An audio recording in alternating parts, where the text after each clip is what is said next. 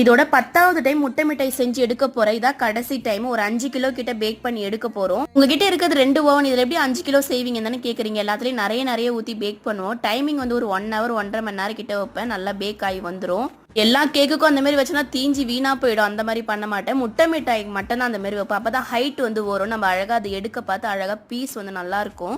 தம்மாடமே ஒரு 15 கிலோ கிட்ட ஆர்டர் பாண்டிச்சேரியில் இருக்கா. ஒரு மேரேஜ் ஃபங்க்ஷனுக்காக கேட்டிருக்காங்க. பீஸ் கணக்கில் கேட்டிருக்காங்க. அதுவுமே வந்து ரெடி பண்ணிட்டு இருக்கேன். தேங்காய்லாம் கட் பண்ணி கொடுத்துருக்காங்க. கழுவு நான் ஒரு 4-5 டைம் கிட்ட கழுவி எடுப்பேன்.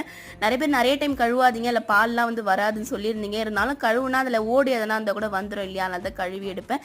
இந்த பக்கம் எங்கள் வீட்டுக்கார் வந்து ஃபுல்லாக வந்து பீஸ் எல்லாம் போட்டு எடுத்துட்டாங்க முட்டை மிட்டாய். இதுக்கப்புறம் எல்லாருக்குமே ரிப்ளை பண்ண ஆரம்பிப்பேன். ஆனால் நீங்கள் ஆர்டர் பிளேஸ் பண்ணிட்டீங்கன்னா கிறிஸ்மஸ் முடிஞ்சுதான் கொரியர் போடுற மாதிரி இருக்கும். அக்கா திடீர்னு ஆன்லைன் வரீங்க, திடீர்னு ஆன்லைன் விட்டு வெளியே போறீங்க சொல்லி கேட்டிருந்தீங்க இல்லையா, இதுதான் காரணமா இருக்கும். நிறைய பேர் ஆர்டர் எப்படி பண்ணணும்னு கேட்குறீங்க. எல்லா வீடியோலும் ஸ்க்ரீன்ல என்னோட நம்பர் இருக்கும்.